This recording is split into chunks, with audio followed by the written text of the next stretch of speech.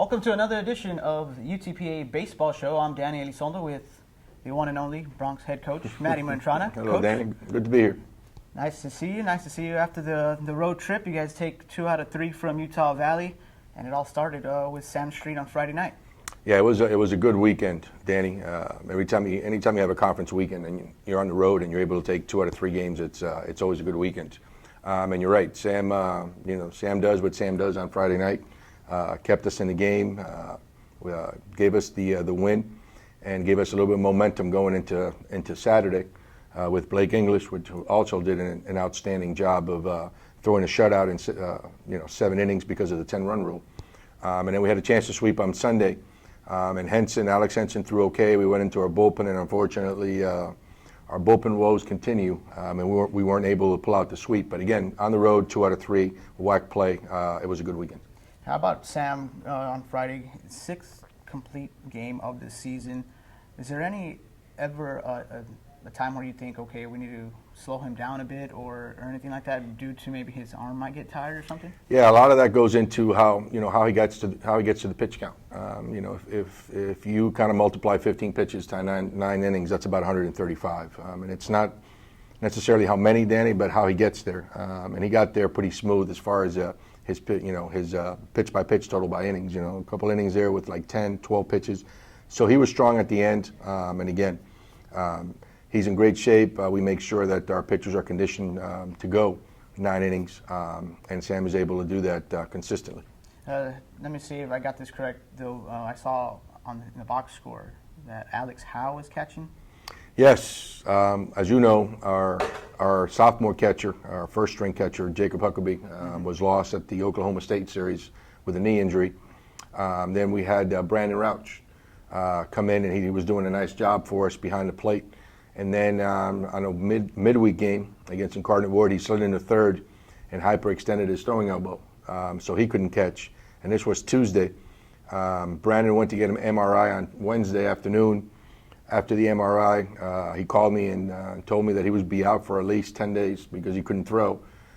So we were there. Tough choice. We had Blake English, freshman, which was our third string catcher.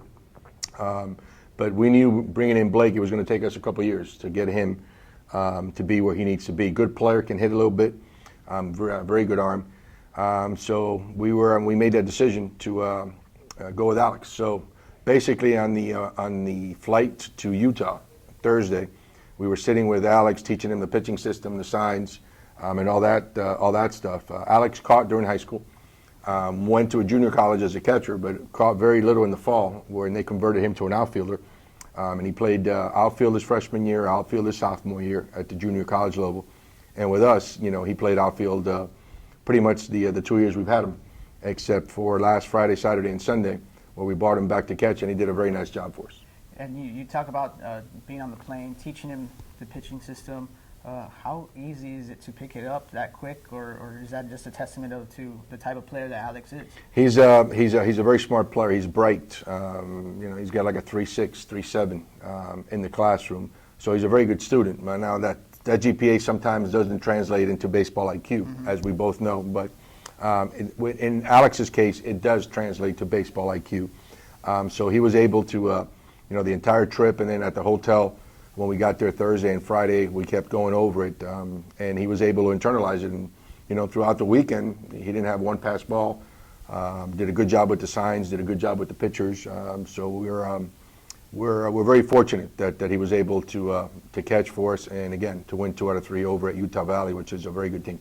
And to get the first night with Sam Street on the mound, I know Sam likes to dictate to his catchers what he likes to do out there, and in certain situations, does that help him as well, being able to learn on the fly with him and for the rest of the weekend? Well, with the way the games goes, we call the pitches from the bullpen, from the dugout, and the pitchers have the option of going with that pitch or going the pitch that they would like to throw. For the most part, all of our pitchers go with what 99% of the time with the pitch that we're calling. But even you and I can catch Sam. So I wasn't worried too much about Friday, because basically Sam, wherever you put the glove, he's going to hit it. So, you could have caught him, or I could have caught him. Even Jonah could have caught him, and we would have been okay. The real test came on Saturday when he had to catch Blake. Blake is a guy that can run it up there 90 miles per hour. He has a good changeup with a lot of sink and a breaking ball. And once a couple, the first 2 or 3 innings went by, and we saw what he was able to do with Blake English, we were confident that he could hold his own until hopefully Brandon Rauch comes back. Before we get to Blake English, but you shift Alex to the catcher spot. You have to plug in Lee Rios in right field. We saw him against Incarnate Word last week. Is that a bit of a confidence booster for him to see some more playing time? Well, you know what? Lee's probably his biggest attribute. He can swing the bat a little bit. Lee's a good hitter when he swings the good pitches. But sometimes he gets a little bit too. He wants to do a little bit too much, Danny, and swings a lot of bad pitches.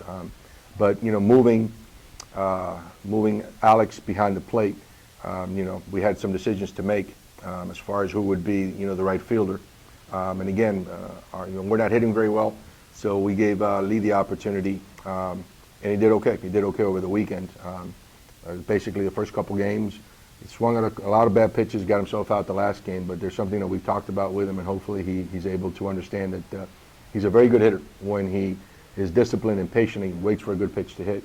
But when he starts chasing everything that's thrown to him, that's not going to do the job. You mentioned the offense just a little while ago. You guys got the run support this weekend. Obviously, not very many runs are needed when Sam's pitching, but how about Edgar Cordon with his first career home run? Edgar is, when we brought him in, we thought that Edgar could help us with the bat, and he's helped us with the bat. He's a strong hitter, drives the ball very, very well to the opposite field, and he's a good young hitter. He's tough, he's mentally tough. A strikeout is not going to get to him. So with him, we knew that he could help us this year with the bat. Again, right before the Friday's game during BP, our starting first baseman, freshman Victor Garcia, takes a swing and hurts his back. So we had to change the starting lineup right before game time. And with Brandon being out, Edgar is our backup first baseman. So we stuck him in there on defense. And for the most part, he did a nice job. Going on to Saturday, you had Blake English on the mound. Like you said, he had the complete game, 7 innings. But with the new catcher, what did he do so well on Saturday night? 2 things that Blake did well was, number one, he was able to locate his fastball, Danny. We were using both sides of the plate very effectively, and he had his changeup going. When he's able to do those 2 things, locate his fastball, and his changeup is probably his best pitch when it's going. It's got a lot of run, it's got a lot of sink. So I think those 2 things, the ability to locate the fastball and throw the changeup in any count, really, really helped him have a very good performance for us on Saturday. So we saw him against Grand Canyon. He started off slow, but then he finished strong. And it seemed like he started to turn the page. He found something that he was good at, so he kept going with it. And did he do the same thing against Grand Canyon as he did against Utah Valley? He had a little bit better start. He had a little bit more feel of the fastball and a little bit more feel of the changeup. In the past, you're absolutely right. He's been a slow starter, and he gets better as the game goes on. The problem with that is that you can lose the game in the first inning. So against Utah Valley, he had a little bit better field starting the game with his fastball, and also had the changeup going. And you guys took advantage of 8 walks in that game, something that shows the patience at the plate for your hitters. To be able to get 13 runs on 13 hits, it seemed like they were seeing the baseball as the size of a beach ball out there. Yeah, you know what? We've been on both ends. As a coach, you feel helpless when your pitchers can't throw strikes, and that's exactly what Utah Valley did there on Saturday. They had a tough time throwing the strikes, and to credit our hitters too, they were laying off some pitches that were balls. So it was a combination of their pitchers not being able to get the ball over the plate, but also give credit to our hitters where they were being patient, they were being selective, and they were getting good pitches to hit. So once you get those walks and you put in 13 hits, you're going to score a lot of runs, and we did. So you had 5 guys in the lineup with multi-hits, 4 with multi-RBI. One of those 4 was Omar Avila at second base, who gets the start there for Bryant. Yeah, we started Omar. Omar, pretty good defensive player. As a freshman, he was a little weak. We got him in our weight program. He's going to get stronger. He's going to get better. And he did okay with the bat. But again, we were putting him in there just to make sure, solidify the defense a little bit. And it, and it worked on Saturday. Not too sure it worked on Sunday, though. Well, how about Lee Rios again? He scored 3 runs for you. He's like I said, he's starting to get comfortable out there for you in right field. You know what? Lee had a very good game on Friday night. Saturday night, he swung the bat well, and that's what he needs to do. But it was Dr. Jekyll and Mr. Hyde again with Lee. I mean, it was totally different on Sunday. He was swinging up, sky balls and dirt balls. And, hitting is hard to begin with, Danny. Once you start penalizing yourself by swinging at balls that are outside the strike zone, now you're really in trouble. And that's what he did on Sunday. He basically, was swinging at everything that their pitcher was throwing, and he got himself out. But Friday and Saturday, he had good at-bats. He played good defense for us on both of those days. And hopefully it's a learning lesson for him that will kind of go into this weekend. You guys go to Sunday looking for the sweep. Alex Henson on the mound for you. I've always said he looks like Andy Pettit out on the mound. He has this slow, deliberate move to the plate. He pitched. He allowed 4 runs for you and 5 1/3. What did he do out there on the mound against Utah Valley? You know what? He didn't throw that bad, Danny. It wasn't pitching. I mean, we only walked 3 or 4 guys. We struck out 5 or 6 that day. Our defense let it down. There was a couple of double play balls that we should have turned. We didn't turn. Then there was a hit where we were out of position as far as where our guys needed to be and where the outfielder threw the ball. So Sunday, I mean, our offense was very good again. We scored a lot of runs. I thought our pitching was okay, good enough to win. Unfortunately, at this level, Danny, if you don't turn double plays when you get the opportunity and you give that other team 5 or 6 outs an inning, it's going to cost you. And it cost us twice. It cost us, we allowed 2 big innings, and we let the game slip away from us. Especially on a day where you score 11 runs on 12 hits, that should be enough to be able to win the ball game. Yep. After turning the ball into the hands of the bullpen, it seemed like they started to struggle to get some outs, right? Overall, they threw strikes. The problem we've been having with the bullpen is they're coming in and they're throwing a lot of balls. They threw strikes, gave our defense a chance to make some plays, and we didn't do it. Again, 2 double play balls in 1 inning. That's 4 outs right there, plus the 3 outs that they get. That's 7, and we dropped a pop fly in the infield. So you're giving that team 8 outs an inning. It's going to come back and bite you, and it certainly bit us. We had the opportunity to win, and we let that one, or our defense, I should say, let that one slip away. Alex Howe hit his 4th home run of the season. It doesn't matter where you put him on the field, but he continues to swing it at the plate. Now, because he has to worry about his new spot at catcher, how does he stay so focused at the plate? Well, you know what? For some guys, it helps in the sense that since he's catching all of our pitchers, his eyesight is getting tuned to fastballs for strike, breaking balls for strike, fastballs for balls, changeups for balls. So with some players, it helps them because since they're catching so much, it helps them with their discipline and with their pitch selection at the plate. Obviously, as a catcher, you have a lot more responsibilities in playing the outfield. So some guys, kind of their offense goes down a little bit. But I think Alex has enough confidence in himself and his ability that he'll continue to swing the bat for us, which he did during the weekend, and I think it's going to help him. Brian Ramirez named WAC Hitter of the Week yesterday, I believe. He's starting to swing it well.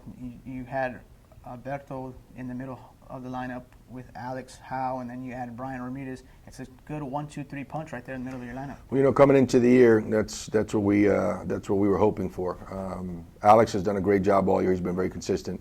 Mo has struggled a little bit at the plate, and so did Brian. Pretty much for half the season.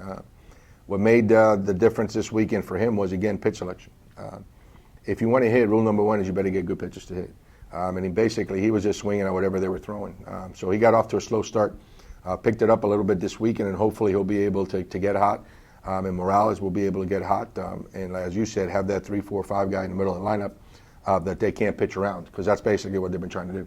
They're trying to pitch around Howe to get to Morales and Ramirez because they're not hitting. So hopefully those 3 guys will get going, or those 2 guys, I should say, because Alex has been hot pretty much the entire year, and that makes it difficult for the other team to pitch around one guy because the other 2 guys are swinging the bat well.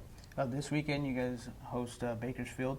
So a little bit of an early start on Thursday, Friday, and then Saturday to end it. What can you tell us about Bakersfield? You're right. We're playing Thursday, Friday, Saturday, obviously, because Sunday is Easter. So we wanted all the players on our team and from Bakersfield to go home and spend it with their families. Bakersfield won the regular season WAC last year. They're well coached. They have good players out. They lost a few players, key players, especially their starting pitching, over the weekend to graduation last year. But they're in the middle of the pack, just like we are. Most teams, except for Sac State, are in the middle of the pack. So we have a chance to control our own destiny, and do what we need to do. So at the end of the year, we're able to participate in the WAC tournament, and Bakersfield provides that opportunity for us Thursday, Friday, and Saturday. Thursday, you got Sam on the mound. Mm-hmm. Will Alex Howell be behind the plate? Oh yeah, Alex will be the guy until hopefully we get Brandon Rauch back. Blakewood will catch here and there, but right now our starting catcher is Alex Howell Thursday, Friday, and probably Saturday. You mentioned before we got on the air all the traveling. Do you get a chance to catch up on any other baseball other than the Bronx? Yeah, anything college-wise. When we got to get back to the hotel, while I'm working, analyzing, the game that we played and getting ready for the next game. I look around the channels, and wherever there's a college baseball game, I'm there. So regardless of who plays, and they're on TV, I'm watching it while I'm doing what I need to do to get us ready for the following day. So, yeah, I follow college baseball. I love college baseball. Pro ball, you know what? 162 games. The thing with pro ball is that they don't play hard every single game. So I'll watch an inning, but for me to sit down and watch the entire 9 innings of a baseball game, not until the playoffs get around, because now they're playing hard. So the playoffs and the World Series I'll watch diligently, but throughout the season I don't follow pro ball much. However, any college baseball game that I can catch on TV, I'm watching it religiously. We know Jonah, he follows the Yankees religiously. Do you have a team that you'd like to? You know what? I've always been fond, believe it or not, of the Mets. Growing up in Perth Amboy, New Jersey, there was only 2 teams, the Yankees and the Mets. And my favorite 2 players coming up were 2 Met players, Tom Seaver and the shortstop, Buddy Harrelson, which was, when I was coming up, I was a tall, skinny kid. And Buddy Harrelson was a tall, skinny kid. So I always liked Buddy Harrelson and Tom Seaver. So I'm a Met fan and always have been. All right, that's Coach Mantrana. I'm Danny Elizondo. That will do it for this edition of the UTPA Bronx Baseball Show. We'll be back on the air next week here on 956sports.com. And a message to Jonah Goldberg, there's only one real team in New York, and that's the Mets, big guy. So go Mets. Till next week.